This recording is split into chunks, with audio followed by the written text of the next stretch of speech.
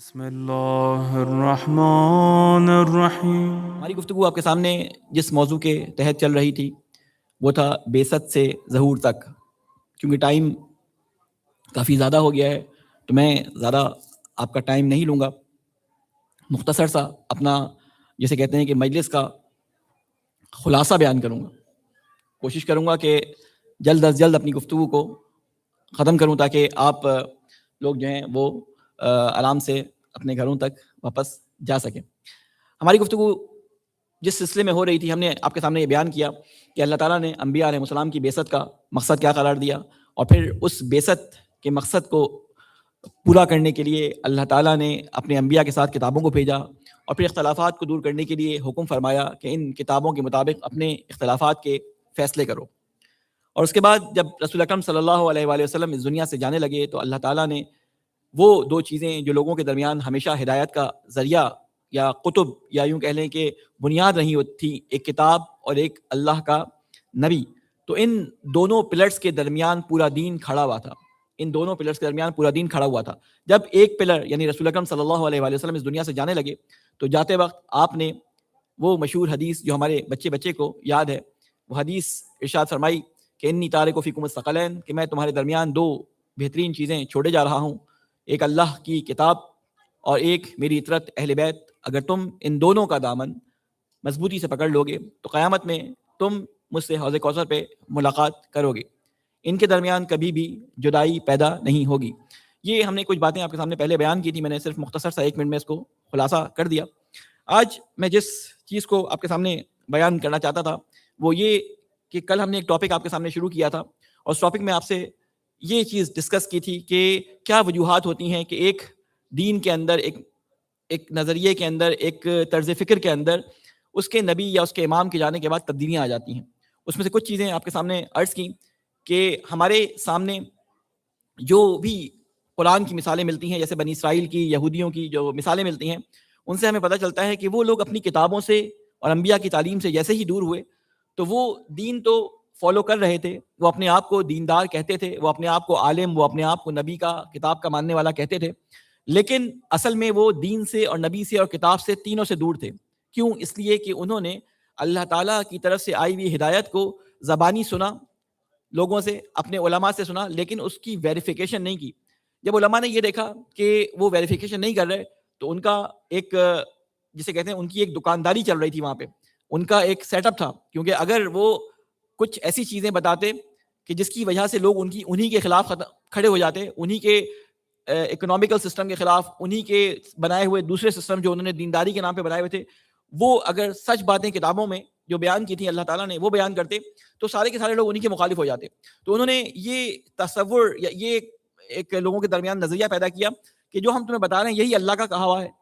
انہوں نے اپنے ہاتھ سے اللہ کے کلام میں تحریف کر دی، اور قیامت میں ان کا حساب تو ہوگا ہی ہوگا، لیکن اللہ تعالیٰ نے ان کے اوپر لعنت ملامت قرآن مجید میں ہی کر دی۔ یعنی اگر آپ یہودیوں کے بارے میں دیکھیں کہ کس طرح اللہ تعالیٰ نے ان کو اپنی پسندیدہ قوم کہا، اور ان سے کہا کہ یہ میرے چوزن لوگ ہیں، میں نے ان کو چنا ہے، کس چیز کے لیے؟ اپنی ہدایت کے لیے چنا ہے۔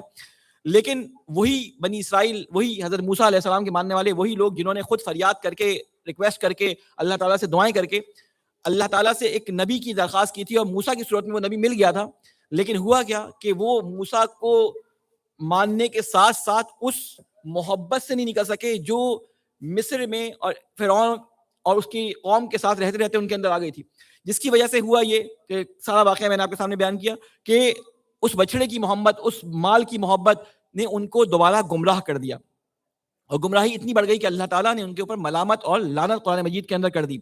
تو یہ صرف یہودیوں کے بارے میں اس لیے ہم بڑے جوش سے اور بڑے جسے کہتے ہیں ولولے سے ممبروں سے بیان کرتے ہیں، یہ تو اللہ کا بہت زیادہ شکر ہے کہ قرآن مجید کے بعد کوئی کتاب نہیں آئی، ورنہ تو ہمارے بارے میں بھی کوئی اس سے کم آیات نہیں آنی تھی۔ جو ہم نے دین کا حال کیا، ہم نے دین کے ساتھ جو کھیل کھیلا، ہم نے جو قرآن مجید کے ساتھ کھیل کھیلا، کہ جس کا میں نے آپ کے سامنے ذکر کیا کہ قیامت کے دن اللہ کے رسول کو ایک شکایت ہوگی، ایک شکایت، اور وہ شکایت کیا ہوگی؟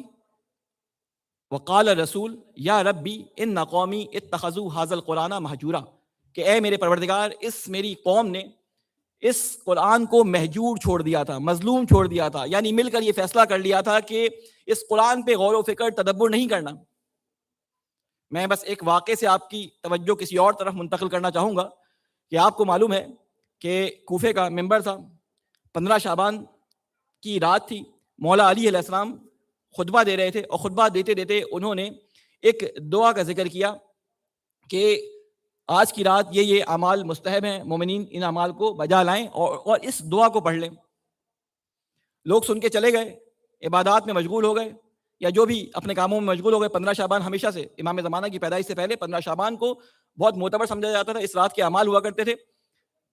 ایک شخص آیا، امام علی علیہ السلام کا دروازہ کھٹکایا، کہا بولو کمیل کیا بات ہے؟ کمیل نے کہا مولا آپ نے ایک دعا کا ذکر کیا کہ آج کی رات اس دعا کا پڑھنا بہت ثواب رکھتا ہے۔ دیکھیں تو یہ مولا نے کہا میں نے تو وہاں پہ ذکر کیا تھا، کسی نے مجھ سے پوچھا نہیں۔ تو کہا کہ مولا جب آپ نے ذکر کیا تھا یقیناً اس میں کوئی نہ کوئی اہمیت ہوگی۔ تو اس کے بعد مولا نے پوری دعائے کمیل، جو دعائے کمیل نہیں تھی اصل میں دعائے خضر تھی، وہ کمیل کو تعلیم فرمائی، اور خلوص اور محبت اور طلب کا جو عالم تھا کہ آج تک وہ دعائے خضر کے نام سے مشہور نہیں ہے، دعائے کمیل کے نام سے مشہور ہے۔ یعنی جو طلبگار ہوتے ہیں، جو کسی چیز کو حاصل کرنا چاہتے ہیں، وہ اس کے پیچھے پیچھے جاتے ہیں۔ لیکن ہمارے معاشرے کے اندر پرابلم یہ ہو گئی کہ ان کو جتنی بھی اچھی باتیں بتا دی جائیں، جتنے بھی اچھی چیزوں کی طرف رغبت دلا دی جائے، کیونکہ ہمارے جنت کے ٹکٹ پکے ہیں، ہمارے چند گھر اور چند کوٹھیاں اور چند سو حوریں اور چند سو ہمارے باغات ادھر محفوظ ہیں، تو اس لیے ہم کہتے ہیں کہ ہمیں مزید ہدایت کی ضرورت نہیں ہے۔ لہٰذا قرآن کے بارے میں جو کچھ بتایا جائے، چاہے جتنا بھی اچھی طریقے سے بتا دیا جائے، اگلا بندہ سوال کرنے نہیں آتا کہ آپ نے جو بتایا تھا وہ تھا کیا۔ میں نے 4 دن پہلے تفصیل سے ایک بات بتائی تھی، ایک بندے نے آ کے مجھ سے پوچھا نہیں آپ نے بتایا تھا، یہ کیوں بتایا تھا، کہاں سے بتا رہے تھے، کیا کریں آخر۔ اگر آج میں آپ کے سامنے یہ بات بتاؤں کہ دیکھیں فلاں اسٹاک خرید لیں، 4 دن بعد وہ میں آپ کو نام بتاؤں گا، جیسی میں آپ کو نام بتاؤں اسٹاک خرید لیجیے گا، اور اس کی قیمت چند سو برابر ہونے والی ہے، تو میرے گھر پہ لائن لگ جائے گی کہ مولانا ہم باہر کھڑے ہیں، جب آپ کا موڈ ہو جب بتا دیجیے گا۔ ایسا ہی ہے یا نہیں ہے؟ دنیا کے کاموں میں ہم بہت پیچھے آ رہے ہیں، اور میں نے آپ کو کربلا کے ان جسے کہتے ہیں کہ نتائج میں سے کہ کربلا کیوں واقع ہوئی ایک بات بیان کی تھی، اور وہ بات یہ بیان کی تھی کہ کربلا میں سب سے زیادہ چیز جو لوگوں کو دور لے گئی تھی وہ مال دنیا کی محبت تھی، جس نے ان کو رغبت نہیں دی دین کی طرف۔ بڑے بڑے لوگ جو اپنے آپ کو بہت دیندار کہتے تھے، اور وہ دیندار تھے بھی، اسلام میں ان کی بہت بڑی بڑی خدمات تھیں۔ ہم تو کچھ بھی نہیں ہیں، ہم تو صرف ایک شیعہ گھر کے اندر پیدا ہو گئے، ہم نے ایک اشرا کر لیا اپنے گھر کے اندر، ہم نے اپنے ماتھے پہ پٹی لگا لی، ہم نے کالے کپڑے پہن لیے، ہم نے 4 کلابے باندھ لیے، ہم نے اپنے آپ کو شیعہ پورٹری کر دیا کہ ہم دیکھنے میں شیعہ ہیں، شیعہ 2.1۔ لیکن کیوں؟ اس لیے کہ ہمیں وہ کوالٹیز جو امام نے شیعوں کی بتائی تھی ان کوالٹیز کے بارے میں نہیں مانا۔ میں بتاؤں کہ ہم کس طرح اس بات پہ مطمئن ہو سکتے ہیں کہ ہمارے یہ اعمال ہمارے لیے ہماری عاقبت بخیری کا بھی باعث بنیں گے یا نہیں بنیں گے۔ میں ایک واقعہ آپ کو سناؤں گا اور اپنی مجلس کو اینڈ کی طرف لے جاؤں گا۔ ایک شخص مولا علی علیہ السلام کے ساتھ ہے، یہ کس وقت ساتھ ہے؟ جب بی بی زہرا سلام اللہ علیہا کے گھر کو گھیر لیا گیا ہے۔ ایک شخص ہے اور مولا علی علیہ السلام کے ساتھ چند لوگ ہیں گھر کے اندر، اور یہ ان لوگوں میں سے ہے جو مولا علی کے آخری دم تک مددگاروں میں رہا، جب تک حملہ ہوا اس نے دشمنوں پہ حملہ کیا۔ یہ کون تھا؟ یہ رسول اکرم صلی اللہ علیہ وسلم کا پھوپھیزاد بھائی، امام علی علیہ السلام کا پھوپھیزاد بھائی۔ ایک دفعہ یہ شخص اور امام علی علیہ السلام کعبے کے پاس بیٹھے باتیں کر رہے تھے، رسول خدا کا وہاں سے گزر ہوا۔ غور سے سنیے گا، آپ سب جانتے ہیں جب میں نام لوں گا تو وہاں سے گزر ہوا تو نام لے کے کہا رسول اکرم نے کہ دیکھو ایک ایسا دن آئے گا کہ جب تم پہلے یہ پوچھا کہ تم علی سے کتنی محبت کرتے ہو، کہا کہ ابن ام پہ میری جان قربان، میں بہت محبت کرتا ہوں علی سے۔ کہا تم نے سچ کہا، تم بہت محبت کرتے ہو، لیکن ایک دن آئے گا کہ تم علی کے خلاف تلوار لے کے کھڑے ہوگے۔ رسول کا رشتہ دار، ہاشمی پھوپھیزاد بھائی، جان نچھاور کرنے والا، ایسا نہیں کہ باتوں میں خالی کر کے دکھایا۔ جب بی بی زہرا کے گھر پہ حملہ ہوا تو اس شخص نے آگے بڑھ کر جو سامنے حملہ کرنے والے صاحب آئے تھے ان کو دھکا دے کے گرا دیا نیچے۔ بی بی زہرا نے مولا علی علیہ السلام سے اپنے آخری وقت میں کہا تھا کہ علی آپ بہت مصروف ہوتے ہیں، جب ان کی شہادت کے ایام نزدیک تھے تو کہا تھا اگر آپ کہیں تو میں اپنے بھائی زبیر سے کہہ دوں کہ وہ میرے لیے ایک تابوت بنا دے، کیونکہ عرب میں ایک ماحول تھا کہ وہ جنازہ چارپائی ایسے ہوتی ہے پلنگ اس طرح کھلا لے کے جاتے تھے۔ تو بی بی زہرا کو یہ بات پسند نہیں تھی کہ ان کا جنازہ اس طرح کھلا جائے تو یہ پہلی دفعہ تابوت جو بنا وہ بی بی زہرا علیہ السلام کے کہنے پہ سفارش پہ مولا علی علیہ السلام نے بنوایا. یعنی ان کے بارے میں مولا علی علیہ السلام کہتے تھے کہ زبیر منا اہل البیت, یہ ہمارے اہل بیت میں سے ہیں. تو اگر مولا کسی کے بارے میں یہ کہہ دیں کہ اہل بیت میں سے ہیں تو وہ ہمیشہ کے لیے گارنٹی نہیں ہوتی اس کی. یہی زبیر تھے کہ جب مولا جنگ جمل میں سامنے تھے تو اس جنگ جمل کو برپا کرنے والے جو دو مین نام تھے جنہوں نے جنگ جمل کو برپا کیا تھا, یہ کون تھے؟ طلحہ اور زبیر. امام علی علیہ السلام, یہ کئی سال گزر چکے تھے, سوچے کئی 20-25 سال گزر چکے تھے اس بات کو. مولا علی علیہ السلام نے آواز دی کہ زبیر کہاں ہے, مجھے اس سے بات کرنی ہے. 25-30 سال پرانا واقعہ زبیر کو یاد دلایا. زبیر کی آنکھوں میں آنسو آ گئے. یہ وہیں سے جنگ چھوڑ کے چلے گئے اور پیچھے سے جا کے انہی کی فوج کے کسی آدمی نے ان کو مار دیا. تو کہنے کا مقصد کیا کہ بہت زیادہ محبت ہونے کے باوجود, بہت زیادہ اپنے آپ کو دینی سمجھنے کے باوجود اپنی عاقبت بخیری کے بارے میں مسلسل کوشش کرنی ہوتی ہے. میں نے آپ سے کہا تھا اللہ تعالیٰ نے ایک ہی دعا قرآن مجید میں فرض کی ہے, وہ ہے اہدنا الصراط المستقیم, کہ اللہ ہمیں سیدھے راستے کی طرف ہدایت دے. کیونکہ اللہ کو پتا تھا کہ انسان کو دن میں کم از کم 5 دفعہ ہدایت کی ضرورت ہے. اور وہ جب میرے پاس فجر سے ظہر تک اپنا دن گزارنے کے لیے صبح اٹھتا ہے, گھر سے نکلتا ہے, تو اگر اس کے پاس یہ ہدایت نہیں ہوگی تو وہ 10,000 قسم کے فتنوں اور گمراہیوں میں اس کے پڑنے کا خطرہ ہے. تو اللہ سے ہدایت مانگ کے نکلتا ہے اور پھر ظہر میں ہدایت مانگتا ہے کہ مجھے ہدایت دے, اثر تک اس کو پھر ہدایت ملتی ہے, اور اسی طرح عشاء تک. لیکن بعض دفعہ ایسا ہوتا ہے کہ ہم توجہ کیے بغیر نمازوں کو بھی پڑھتے ہیں, توجہ کیے بغیر اپنی حرکات کو انجام دیتے ہیں کہ بس نماز ہم نے پڑھ لی, اپنی گردن سے کیا کر دیا, فرض اتار دیا. نماز ادا کرنا دل کا کام ہوتا ہے, ٹھیک ہے, فرض ادا ہو جاتا ہے, لیکن وہ نماز جس میں اللہ تعالیٰ سے رابطہ نہ ہو سکے, جس میں اللہ تعالیٰ کی یاد نہ آئے, وہ نماز نماز نہیں ہوتی. وہ نماز نظر تو آتی ہے لیکن وہ نماز نماز نہیں ہوتی. آپ کو اگر امام صادق علیہ السلام کا وہ قول یاد ہو, ایک صلوات بھیجیں محمد والے محمد, کہ جس میں ایک حج کے موقع پہ آپ نے ایک صحابی کو, جس نے آپ سے یہ کہا تھا کہ مولا اس دفعہ حج پہ بہت رش ہے, تو مولا نے کہا کہ چلانے والے زیادہ ہیں, حجاج کم ہیں. تو اس نے کہا مولا مجھے تو نہیں نظر آ رہے کہیں بھی. ہاں, مولا نے کہا چڑھنے پھرنے والے جانور بہت ہیں, حجاج کم ہیں. تو اس نے کہا مجھے تو سارے کے سارے احرام کے اندر حاجی نظر آ رہے ہیں. تو کچھ دیر کے لیے مولا نے اس کی آنکھوں پہ تصرف کیا اور اس کی آنکھوں کو یہ نظر آنے لگا کہ اس کعبے کے گرد طواف کرنے والے, اللہ کے گھر کی عبادت کرنے والے جانوروں کی صورت میں, کوئی بھیڑ ہے, کوئی بکری ہے, کوئی دمبا ہے. تو کہنے کا مقصد کہ خالی عبادت کی ظاہری شکل انجام دینے سے اگر اس کے اندر روح نہ ہو, اس عبادت کا مقصد حاصل نہیں ہوتا. حج کی عبادت رکھی اس لیے گئی تھی کہ ایک سمبولک جنگ اللہ تعالیٰ سکھانا چاہتا تھا. کل میں یہ بات کر رہا تھا, یہاں سے میں نے بات چھوڑی تھی. ایک سمبولک جنگ اللہ تعالیٰ اپنے مسلمان کو جو صاحب استطاعت ہے سکھانا چاہتا تھا کہ تمہاری معاشرے میں ایک سے ہے, تمہارے پاس مال میں نے دیا ہے, تو تم یہاں پہ آؤ, یہاں پر میرے بتائے مطابق یعنی ایک فوجی لباس پہن لو, تمہیں کسی قسم کی خوشبو نہیں لگانی, تمام دنیا کی آسائشوں سے آرام سے تمہیں دور ہونا ہے, تمہیں ایک میدان کے اندر جیسے فوج پڑاؤ ڈالتی ہے, تمہیں عرفات کے میدان میں پڑاؤ ڈالنا ہے, پھر تمہیں وہاں سے نکلنا ہے اور پھر تمہیں ایک جگہ مزدلفہ میں اسٹے کرنا ہے. یعنی ایک سمبولک ہے کسی سے, یعنی وہاں پہ جا کر تمہیں اللہ تعالیٰ سے شیطان کے خلاف لڑنے کے لیے دعا مانگنی ہے, پھر تم نے چلے جانا ہے وہاں پہ کہ جہاں پہ تمہیں شیطان کو کنکر مارنے ہیں, اور وہاں پہ جا کے تمہیں اسٹے کرنا ہے رات کو. یعنی یہ ساری کی ساری ایک تیاری تھی جنگ کی, یہ سمبولک تھے چیزیں کہ ان کو دیکھ کر ہم شیطان سے جنگ کے بارے میں سیکھیں. اور کل میں نے آپ کے سامنے یہ عرض کیا, اب آپ کہیں گے ساری چیزیں کل کل کل کر رہے ہیں, یہ کل سے مراد یہ پچھلی مجالس میں عرض کر چکا ہوں کیونکہ آج آخری مجلس ہے, تو اس کو خلاصتاً بیان کر رہا ہوں تاکہ آپ کے ذہن میں خلاصہ بن جائے. تو یہ پتھر مارنا, یہ پتھر وہ سامنے بنے ہوئے شیطان کو تو مار رہے ہوتے, لیکن اصل میں ہم اپنے اس نفس کے شیطان کو اور اپنے اس خارجی شیطان کو جس نے ہمارے سامنے آ کے ہمیں گناہ کی طرف اکسانا ہے اس کو مار رہے ہوتے ہیں. ایک ہمارا نفس کا شیطان ہے, ایک ہمارا مال کا یا مادیت کا شیطان ہے, ایک ہمارا دنیا کا شیطان ہے. یعنی ان تمام چیزوں کو ہم پتھر مار کے آتے ہیں اور اللہ تعالیٰ سے کہتے ہیں کہ ہم تیری اس جنگ کے بعد قربانی دینا چاہتے ہیں. کیونکہ اللہ تعالیٰ جب کسی سے کوئی عبادت قبول کرتا ہے تو اس سے قربانی مانگتا ہے, اور وہ قربانی کیا ہوتی ہے؟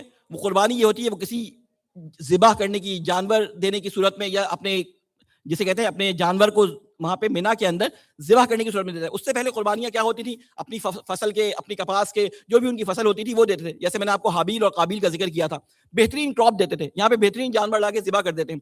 یہ علامت اس بات کی ہوتی ہے کہ نہ صرف میں اپنے جسم و جان و مال کے ساتھ بلکہ میں خون کی قربانی بھی دے رہا ہوں. کل اگر کو موقع لگا تو میں اس کے لیے اپنے نفس کا گلا بھی کاٹ دوں گا.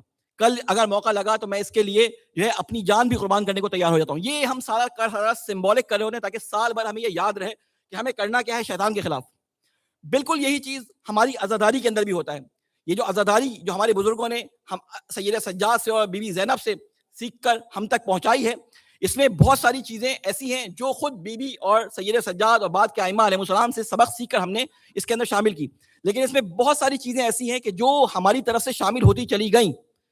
میں نے عرض کیا تھا حج اللہ کی عبادت تھی, لیکن اگر اس کو کنٹرول کیا جاتا تو کفار کے زمانے میں, مشرکین کے زمانے میں حج برہنہ نہ کیا جاتا, حج کے اندر سیٹیاں نہ بجائی جاتی, حج کے اندر تالیاں نہ بجائی جاتی. حج ہو رہا تھا لیکن اس کی روح نہیں تھی اس کے اندر. بعض دفعہ ایسا ہوتا ہے, میں کیونکہ ہم مومنین بیٹھے ہیں یہاں سارے, تو اس سلسلے میں بات کر رہا ہوں کہ ہم نے یہ مجلسوں کا پیٹرن اس لیے اپنے علماء سے لیا تھا کہ تاکہ ہم امام حسین علیہ السلام کے مقصد کو, امام حسین علیہ السلام کے پیغام کو پہنچا سکیں, اور وہ پیغام پہنچائیں کہ جو امام حسین علیہ السلام چاہتے تھے. اصل میں ہدف یزید یہ سمجھا اصل میں کہ امام حسین علیہ السلام کو ذبح کرنے کے بعد, شہید کرنے کے بعد وہ کامیاب ہو گیا. ابن زیاد نے اور یزید نے خوشیاں منانی شروع کر دی. آپ نے دیکھا ہوگا دربار کے سارے واقعات آپ نے سنے کہ کیسے کیسے درباروں کو سجایا گیا تھا. یہ ان کی سب سے بڑی بھول تھی. یعنی امام حسین علیہ السلام نے سب سے بڑا جو دھوکے میں ڈالے رکھا ان کو, وہ اسی بات میں دھوکے میں ڈالا کہ وہ سمجھے کہ حسین کو ذبح کرنے کے بعد, حسین کو جسے کہتے ہیں کہ شہید کرنے کے بعد وہ کامیاب ہو گئے. مشن تو شروع ہی وہاں سے ہوا تھا. یعنی حسین جو پیغام پہنچانے نکلے تھے وہ تو حسین کو پیغام پہنچانے نہیں دیا, حسین کو وہیں پہ روک دیا گیا, تو وہ تو شہید ہو گئے. لیکن جو آپ کو کربلا کے میدان میں ایک جگہ قاسم نظر آتے تھے, ایک جگہ اکبر نظر آتے تھے, ایک جگہ عباس نظر آتے تھے, ایک جگہ حسین نظر آتے تھے, آج وہ تو نظر نہیں آتے. لیکن آج کہیں پہ زینب عباس ہے, کہیں پہ زینب حسین ہے.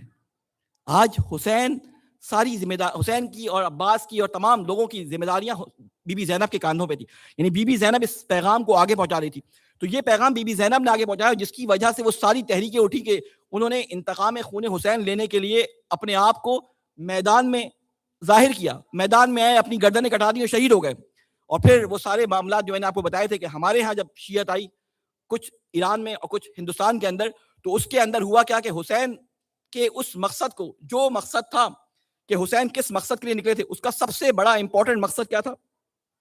اس کا سب سے بڑا مقصد یہ تھا کہ اس حکومت کو کہ جو اسلام کے نام پر چلائی جا رہی تھی, اس پہ ایک ایسا شخص بیٹھا تھا جو شرابی تھا, جو فاسق تھا, وہ کیا کر رہا تھا, وہ نظام اسلامی کو نظام کفر کی طرف موڑنا شروع کر رہا تھا. اور یہ بات ہمیں کہاں نظر آتی ہے؟ یہ بات ہمیں یزید کے اس شعر میں نظر آتی ہے کہ جہاں پہ اس نے کہا تھا کہ لوعبت ہاشم, کہ یہ سارا بنی ہاشم کا رچایا ہوا ایک کھیل تھا, نہ کوئی وحی آئی تھی, نہ کوئی نبی آیا تھا. تو وہ وہاں پہ کھل کے سامنے آ گیا, ایکسپوز کر دیا بی بی زینب اور سید سجاد نے یزید کو. تو ہوا کیا ہوا, یہ ایک سلام بھیجے محمد والے محمد پہ.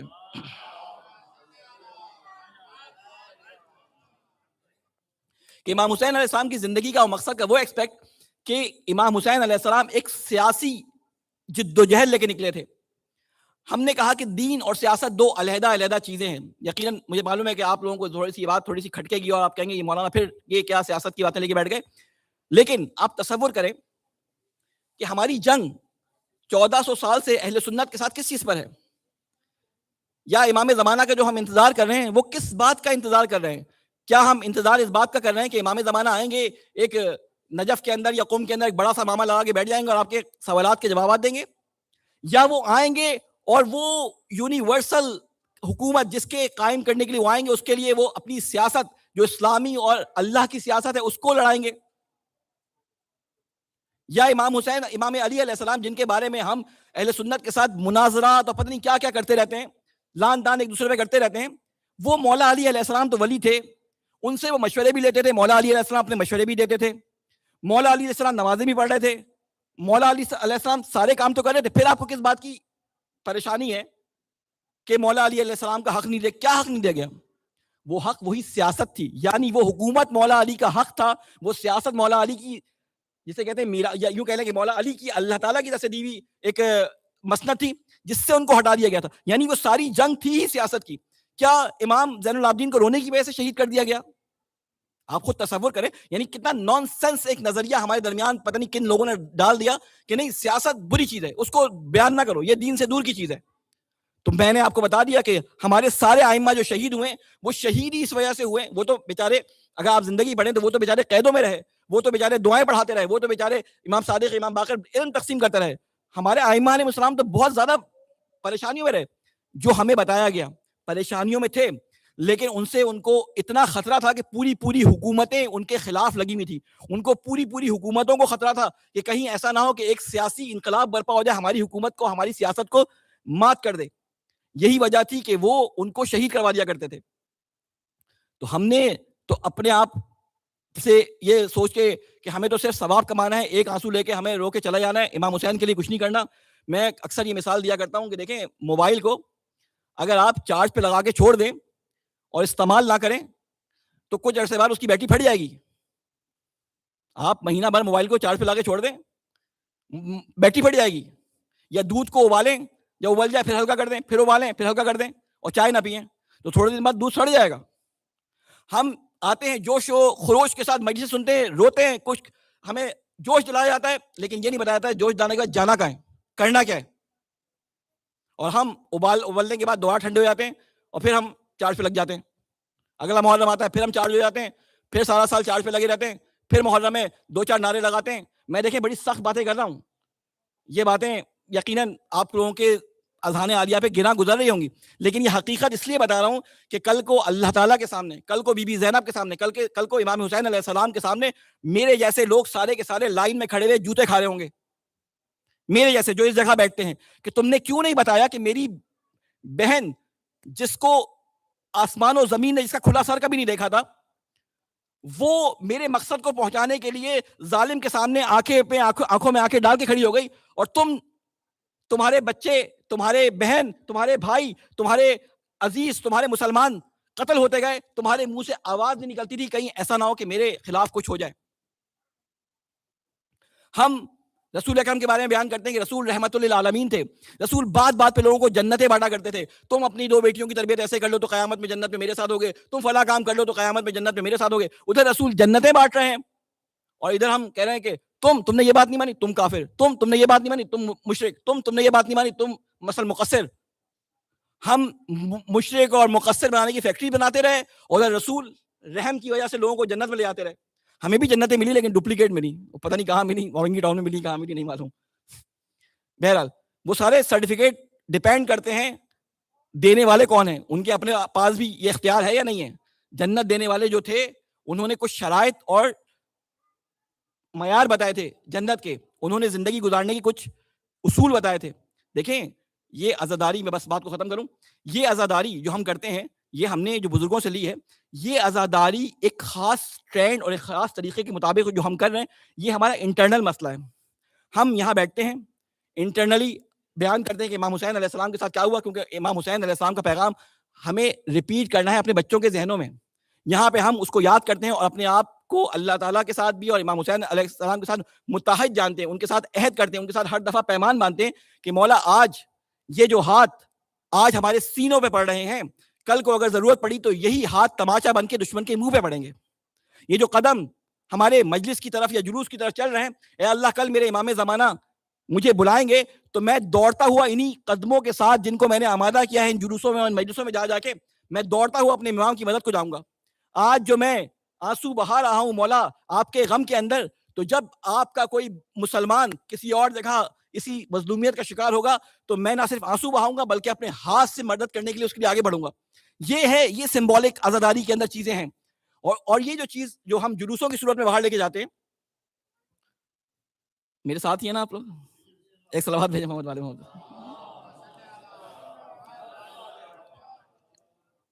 بہت معذرت, آخری دن ہے اس لیے میں وہ کہتے ہیں نا کہ بعض لوگ کہتے ہیں کہ اب جا رہا ہوں بس ساری سنا جاؤں ورنہ پھر موقع نہیں لگے گا, کیونکہ دوبارہ تو بلانا نہیں انہوں نے, تو اس لیے میں نے کہا آج سنا دوں ساری چیزیں. ایک صلوات بھیجیں محمد والے محمد.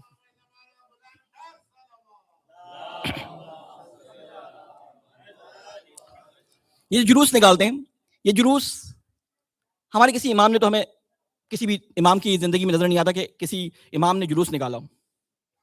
یہ جلوس ہمارے بزرگوں نے ایک بہت بڑے مقصد کے لیے اس کی بنیاد ڈالی تھی, اور بڑا نیک مقصد تھا, اور وہ نیک مقصد حاصل ہونا چاہیے اگر یہ جلوس اسی مقصد کے مطابق نکلے.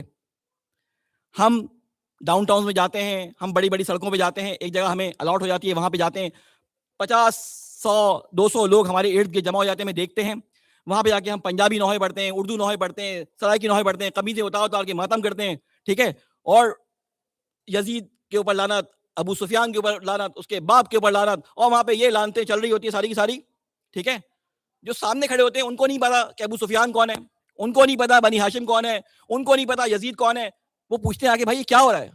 کہتے ہیں کہ حسین کو یزید نے مار دیا. کہتے ہیں یزید کون تھا؟ کہتے ہیں بنی امیہ سے تعلق رکھتا تھا. کس کا بیٹا تھا؟ معاویہ کا. معاویہ کون تھا؟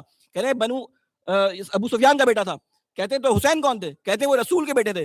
کہتے ہیں وہ کون تھے؟ وہ بنی ہاشم سے تھے. بنی ہاشم کون تھے؟ ہاشم اور اوپر جا کے امیہ جو ہے اوپر سے کہیں رشتے دار ملتے ہیں. کہتے ہیں او اچھا اچھا اچھا, دو خاندان والوں کی لڑائی تھی,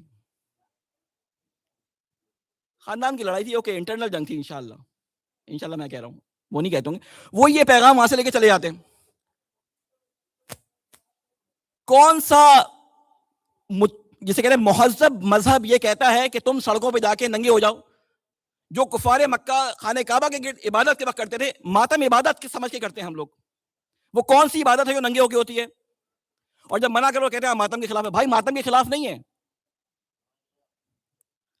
ماتم کے خلاف نہیں ہے, ماتم کرو, ان کو بتاؤ یہ ماتم کیوں کر رہے ہیں, ان کو مقصد حسین بناؤ. وہاں بیٹھے ہو, جس جگہ پہ تم ہو وہاں پہ تمہیں حسین کو پہچانوانا ہے.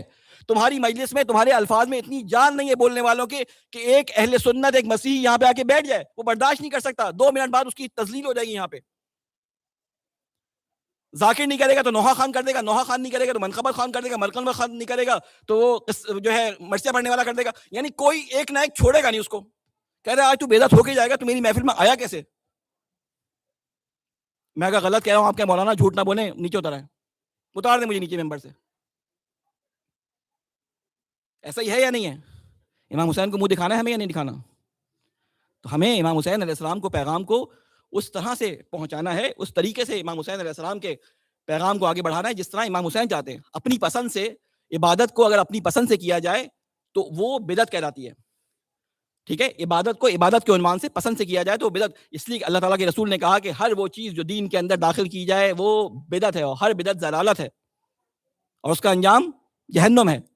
تو عبادت کے عنوان سے جو کام کیا جائے اس میں آپ اپنی طرف سے کوئی عبادت میں چیز شامل نہیں کر سکتے. ایک اور چیز آپ کے اشارہ کر دوں, آپ لوگ کیونکہ سن رہے ہیں خاموشی سے, مجھے لعنت ملامت نہیں کر رہے, دل میں کرتے رہے بے شک. ایک چیز اور بیان کر دوں, اذان کے اندر علی ولی اللہ کا اضافہ مستحب ہے, ٹھیک ہے. اس کو واجب کی نیت سے پڑھنے سے اذان حرام ہو جاتی ہے. سارے اپنے توضیح مسائل اٹھا کے فتویٰ اٹھا کے دیکھ لیں, اس میں یہی لکھا ہے مستحب کی نیت سے پڑھتے ہیں. کیا؟ علی ولی اللہ, وہ ہمارے اعلان حق اور اعلان ولایت کا اعلان تھا. وہ اس چیز کا ریئیکشن تھا کہ 70 سال مولا علی علیہ السلام کو اس طرح انٹروڈیوس کروایا گیا شام کے اندر, کیونکہ جب شام میں یہ لوگ گئے ہیں تو ان کو پتھر اور لکڑیوں سے مارا گیا. امام سجاد کے اوپر خاک اور راکھ پھینکی گئی, ان کے امامے میں آگ لگ گئی. کون وہ لوگ کون تھے؟ یہ سارے کے سارے مسلمان تھے, لیکن ان کو مسلمان کرنے والے بنی امیہ, معاویہ اور یزید جیسے لوگ تھے جنہوں نے اپنے آپ کو صحابی اور رسول کا رشتہ دار بتایا تھا اور ان لوگوں کو باغی بتایا تھا. اور جب انہوں نے ان کی باتیں سنی اور ان کی نسبت رسول سے سنی تب ان کو پتا چلا. وہاں پہ فیکٹریاں لگی ہوئی تھیں 2.1, وہاں پہ اسلام 2.1 چل رہا تھا. ان فیکٹریوں کی وجہ سے آج یہ حال ہے کہ ہمارے پاس, سوچیں کہ جنہوں نے کربلا کے واقعے کو چھپانے کی اتنی کوشش کی ہو, جنہوں نے حسین کو چھپ کے مارنے کی کوشش کی ہو, انہوں نے کربلا کو چھپانے کی اتنی کوشش کی ہوگی. لیکن یہ جسے کہتے ہیں کہ ہماری جسے کہتے ہیں امام حسین علیہ السلام کی بہنوں کا اور امام سجاد کا اور ائمہ علیہ السلام بعد کے, ان کا ایسا رول تھا کہ جنہوں نے اس عزاداری کو آہستہ آہستہ آہستہ آہستہ پھیلانا شروع کیا. اور آج پوری دنیا میں کوئی ایسی جگہ نہیں ہے کہ جہاں پہ حسین کا ماتم نہ ہوتا ہو. اور نہ صرف حسین کا ماتم نہ ہوتا ہو, بلکہ حسین صرف شیعوں میں پاپولر نہیں ہے, حسین غیر شیعہ میں بھی پاپولر ہے.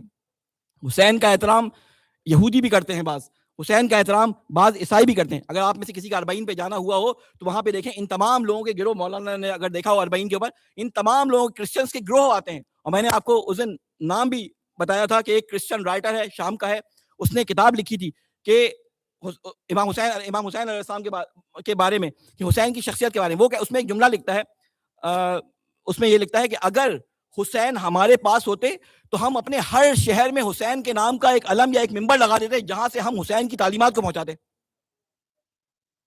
تو حسین صرف مسلمانوں کی پراپرٹی نہیں ہے. ہم نے امام حسین علیہ السلام کو اپنی بیسمنٹس کے اندر, اپنے امام بارگاہوں کے اندر, اپنے حسینیہ میں قید کر لیا. ہم سمجھتے ہیں وہ ہماری پرسنل پراپرٹی. نہیں, حسین کا پیغام حسین بھی جسے کہتے ہیں پوری دنیا اور پوری کائنات کے لیے، ان کا پیغام بھی پوری دنیا اور پوری کائنات کے لیے، اور اس کے کسٹوڈین ہم بنتے ہیں تو ہمارا فرض بنتا ہے کہ ہم امام حسین علیہ السلام کے اس پیغام کو آگے پہنچائیں. اور امام حسین کا پیغام کچھ بھی نہیں تھا مگر یہ کہ اللہ کی توحید کے اوپر جمے رہو، اللہ تعالیٰ کی توحید کے اوپر جمے رہو. اور میں نے آپ سے عرض کیا تھا کہ اللہ تعالیٰ نے جتنے اپنے انبیاء کو بھیجا، ان تمام انبیاء علیہم السلام کا مقصد نبوت یا مقصد بعثت یہ تھا کہ کسی اور خدا کی عبادت نہ کرو، صرف ایک اللہ کو مانو. یعنی تمام، چاہے توحید لے لیں، چاہے نبوت لے لیں، چاہے آپ عدل لے لیں، تمام ہمارے اصول دین پلٹتے ہیں کس کی طرف؟ توحید کی طرف، اللہ تعالیٰ کی عبادت کی طرف. اور امام حسین علیہ السلام کا وہ آخری جملہ، ایک صلوات بھیجیں محمد وال محمد پہ، جس میں مولا حسین علیہ السلام بالکل تنہا رہ گئے تھے اور آخری وقت تھا مولا حسین کا، جسم پہ تیر پیوست تھے، اور چاروں طرف سے جو لوگ تھے ان میں سے ایسے بھی کچھ لوگ موجود تھے ان کو شام سے آئے ہوئے کہ جن کو یہ بتایا گیا تھا کہ حسین کو اگر تم نے مارا اور اس کے مارنے میں حصہ لیا تو اللہ کے ہاں تمہیں بہت کثیر ثواب ملے گا.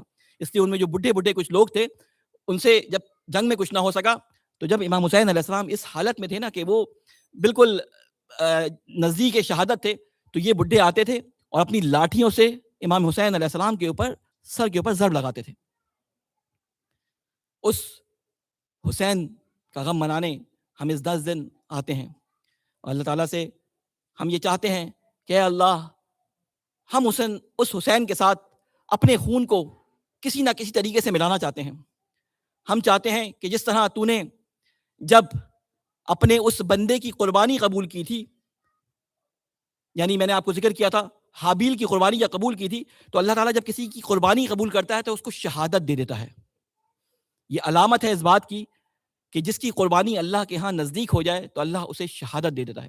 اسی لیے ہمارے تمام آئمہ شہید ہوئے ہیں، اور ہم بھی اللہ تعالیٰ سے یہ دعا کرتے ہیں کہ شہادت کے اس درد سے جب اٹھے تو ہمارے اندر بھی، ہمارے بچوں میں بھی یہ جذبہ ہو کہ کل کو جب امام زمانہ آئیں تو ہم ایک لمحے کے لیے بھی دریغ نہ کریں اپنی جانوں کو نچھاور کرنے میں.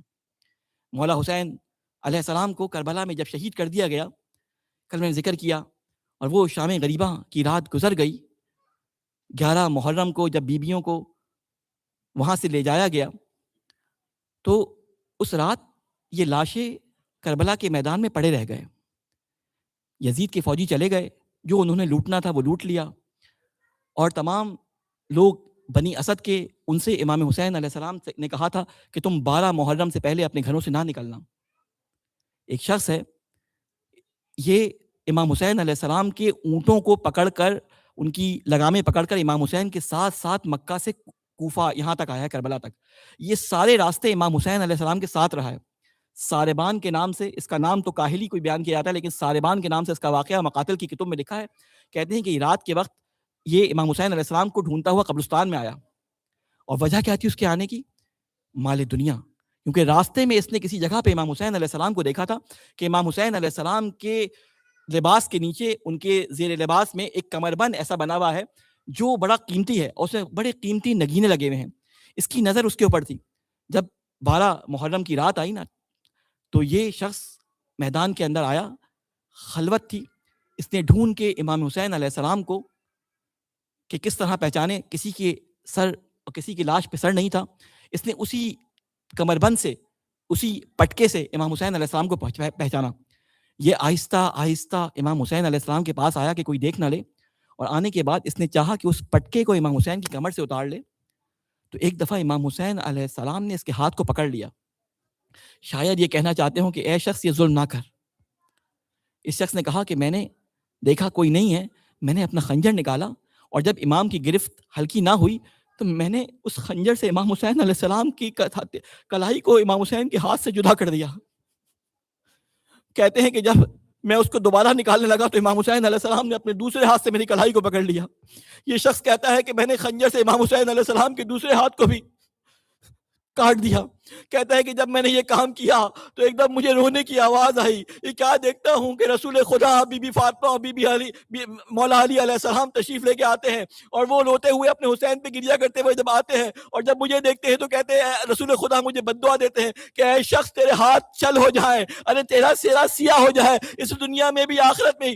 سعید بن مسیب کہتے ہیں کہ میں نے کعبے کی دیوار کے پاس اس شخص کو دیکھا, یہ کعبے کی دیوار کے ساتھ دعا کر رہا تھا, اے اللہ مجھے معلوم ہے کہ تو میرا گناہ معاف نہ کرے گا لیکن میں تیرے پاس آیا ہوں. کسی نے پوچھا تو کیسا مایوس آدمی ہے, تو کعبے کے پاس کھڑا ہو کے مایوسی کی باتیں کرتا ہے. جب انہوں نے اس کی یہ بات بتائی کہ میں نے کربلا میں یہ ظلم کیا تھا, سب اس پہ لعنت ملامت کر کے چلے گئے. ارے حسین کے ساتھ زندگی میں بھی ظلم ہوا, حسین کے جنازے پہ بھی گھوڑے دوڑائے گئے, حسین کی لاش کو تنہا چھوڑنے کے بعد بھی لوٹا گیا. ارے میری بیبیاں جب وہاں سے جانے لگی کوفہ کے بازار میں پہنچی, ارے وہ بی بی جس کے بارے میں مشہور ہے کہ جب مولا علی علیہ السلام جب زینب کو کوفہ بلوا رہے تھے تو عباس سے کہا تھا کہ زینب کو کوفے کے باہر اس وقت تک رکھنا کہ جب تک اندھیرا نہ ہو جائے, یعنی ایسے وقت میں زینب کو داخل کرنا کہ لوگوں کی نگاہ زینب پہ نہ پڑے. لیکن آج جب یہ کاروان 13 محرم کو کوفہ میں داخل ہو رہا ہے تو برباد کے سجانے کے لیے کہا جاتا ہے کہ ابھی زینب کو باہر رکھو, دن کی روشنی میں زینب اور خاندان کو لے کے جایا جائے گا. اب بازار کو سجایا گیا, ارے جس کے سر کو اور جس کے چہرے کو, ارے جس کو کبھی آسمان اور ملائکہ نے نہ دیکھا ہو, ارے بڑے دربار میں لے کے آیا گیا. ارے میں باقیات کو ذکر نہیں کروں گا. اس کے بعد جب ان کو زندان میں قید کر دیا گیا, 13 محرم کی رات تھی کہ امام سجاد علیہ السلام کھڑے ہوئے. کہا بیٹا کہاں جاتے ہو؟ کہا کہ بابا کو دفن کرنا ہے, بنی اسد آ گئے ہیں. ادھر بنی اسد والے 12 محرم کو اپنے گھر سے نکلے, کیا دیکھتے ہیں کہ چاروں طرف لاشیں پھیلے ہوئے ہیں. ان کی عورتوں نے پوچھا کہاں جاتے ہو؟ اور کہا کہ حسین نے ہمیں وصیت کی تھی کہ جب یہ فوج چلی جائے تو 12 محرم کو ہمارے لاشوں کو دفنا دینا. عورتوں نے کہا کہ ارے حسین سے تو ہم نے بھی وعدہ کیا تھا, ہم بھی چلتے ہیں. ارے جب جانے لگے تو بچوں نے پوچھا ارے کہاں جاتے ہیں؟ کہا ہمیں حسین کے لاشے کو دفنانا ہے. ارے انہوں نے کہا انہوں نے ہمیں واسطہ دیا تھا کہ میں تمہاری طرح کے چھوٹے چھوٹے بچوں کا باپ ہوں, میں سکینہ کا باپ ہوں, میں الیزا کا باپ ہوں, ہم بھی چلیں گے. یہ کاروان چلا, کربلا کے جب میدان میں پہنچے چاروں طرف لاشیں ہیں, لیکن پہچانا کوئی نہ جاتا. پہچان ہوتی ہے چہروں سے, کسی لاشے کے سر پہ چہرہ ان کا سر نہیں ہے. اس کے بعد ابھی پریشان حالت میں تھے کہ کیا دیکھتے ہیں کہ ایک سوار دور سے آ رہا ہے. جب سوار آتا ہے تو کہتا ہے کہ میں تمہیں بتاتا ہوں کس کا لاشا کہاں دفنانا ہے. بتاتے ہیں بریر کو یہاں دفناؤ. ارے سارے گنج شہداء شہیدہ کے اندر تمام اصحاب کے لاشوں کو اور قاسم کے لاشے کو ان کو دفنا دیا جاتا ہے. پھر اس کے بعد امام حسین علیہ السلام کے کنارے پہ علی اکبر کو دفناتے ہیں. امام جب اپنے بابا کو دفناتے ہیں, ایک دفعہ دفنانے کے بعد قبر حسین پہ لکھتے ہیں ھذا قبر الحسین الذی قتلوا تشانا, کہ میرے باپ حسین کی قبر ہے کہ جس کو پیاسا شہید کر دیا گیا. اس کے بعد جب سب جانے لگتے ہیں کہتے ہیں مولا یہ اے آغا آپ تو بتائیں کون ہے؟ کہا یہ میرے بابا کی لاشا ہے, میں علی بن حسین ہوں. علی بن حسین کا جب نام سنتے ہیں قدموں میں گر پڑتے ہیں, اے مولا ہمیں معاف کیجیے گا, ہم پہچان نہ سکے. اس کے بعد جب جانے لگتے ہیں تو کہتے ہیں ایک لاشا رہ گیا ہے. ارے جب لاشے پہ جاتے ہیں تو دیکھتے ہیں کہ ابو الفضل کا لاشا ہے. ارے امام حسین علیہ السلام نے اس لاشے کو اس لیے چھوڑ دیا تھا کہ اس کے اتنے ٹکڑے ہو گئے تھے کہ ہر جوڑ اپنی جگہ سے نکل گیا تھا. مولا سجاد خبر کھدواتے ہیں. اس کے بعد کہتے ہیں تم لوگ دور ہٹ جاؤ. ایک چٹائی میں حضرت عباس کے لاشے کو رکھتے ہیں, قبر میں دفناتے ہیں. کہتے ہیں قبر سے دور رہنا. لاش کے حضرت عباس کے جنازے کے ساتھ قبر میں اترتے ہیں. بہت دیر تک جب عباس کی قبر سے باہر نہیں آتے, لوگ نزدیک جاتے ہیں کہ دیکھو تو کیا ہو رہا ہے, مولا باہر کیوں نہیں آتے؟ تو کیا دیکھتے ہیں کہ وہ سید سجاد, وہ امام وقت اپنے چچا کے سینے پہ سر رکھ کر کہہ رہا ہے ارے چچا آپ تو شہید ہو گئے, ارے آپ کو نہیں معلوم مجھ پہ کیا ظلم ہو گیا. ارے میرے سامنے میری پھپھیوں کو بازاروں میں درباروں میں لے جایا گیا. انا للہ وَإِنَّا إِلَيْهِ راجعون وَسَيَعْلَمُ الَّذِينَ ظَلَمُوا أَيَّ مُنقَلِبٍ يَنقَلِبُونَ. بہر اللہ تجھے واسطہ ہے محمد والے محمد کا, ہماری اس خلیصی بات کو اپنی بارگاہ میں قبول و مقبول فرما. اے اللہ تجھے واسطہ ہے محمد والے محمد کا, ان آنسوؤں پہ رحم فرما. اے اللہ ہمارے مرحومین کی مغفرت فرما. اے اللہ جو حاضرین ہیں ان کی دلی حاجات کو پورا فرما. اے اللہ جو مسلمان مشکلات اور ظلم کا شکار ہیں، اے اللہ مشکلات اور ظلم سے ان کو نجات عطا فرما. اے اللہ ہمارے بچوں، ہمارے جوانوں کے دلوں میں محبت قرآن و محبت رسول اور محبت اہل بیت کو راسخ فرما. اے اللہ ہماری عاقبت بخیر فرما. اے اللہ ہمیں رسول اور ہمیں علی اور مولا حسین علیہ السلام کے نقش قدم پہ چلنے کی توفیق عطا فرما. ربنا تقبل منا انک انت السمیع العلیم. ماتم حسین.